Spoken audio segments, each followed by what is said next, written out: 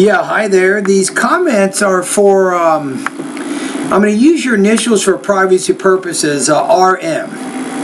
Okay, so as I understand it, you need to take the TOEFL ITP, the institutional TOEFL exam, right? That means listening, grammar, and reading.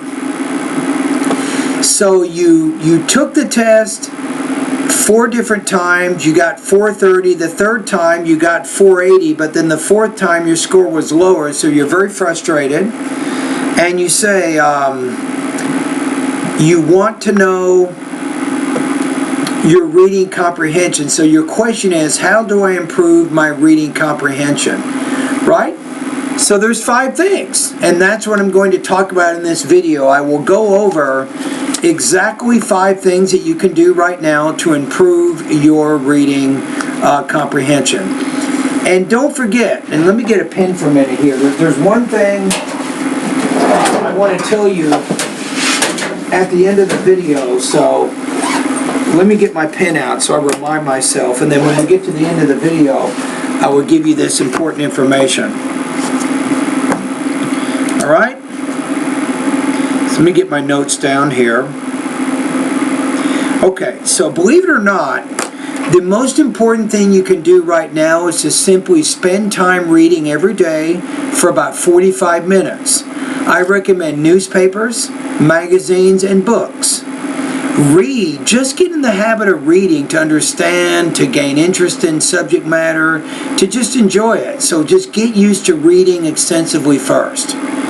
Number 2, you need to build your vocabulary. You need to improve your vocabulary to about 1,700 college level words, and that will make it much easier for you on the reading section of the TOEFL IBT or the TOEFL PBT. Either way, you will do much better.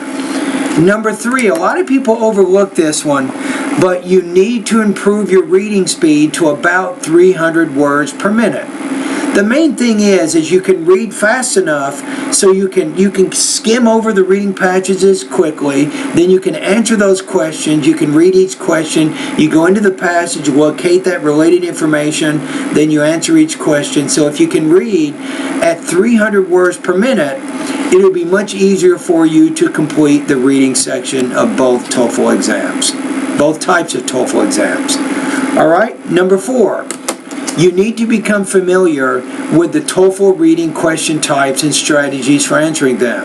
For example, in the PBT you have main idea questions, you have detail questions, you have unstated detail questions, and you have a lot of vocabulary questions. You even have organization questions.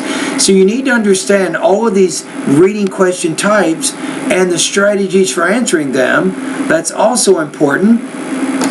And number 5 is you need to become familiar. You need to take TOEFL level reading practice tests, and so you can get some feedback. You can see how you're doing. You can study some of those incorrect answers that you're having trouble with and try to figure out why. Why did you miss the question? Why is the correct answer better than yours? And then what TOEFL test taking strategies can you apply that can help you do better on the next practice test? Right, so if you follow these 5 suggestions over about 2.5 months, you will find that you will significantly improve your TOEFL reading score up to maybe even as high as maybe for the PBT. You can probably improve your reading. What is it? 67 is the high. You should be able to get about 10 points higher by following this advice. Alright? And the most important thing here is that you spend time reading every day, you improve your vocabulary, and you work on that reading speed.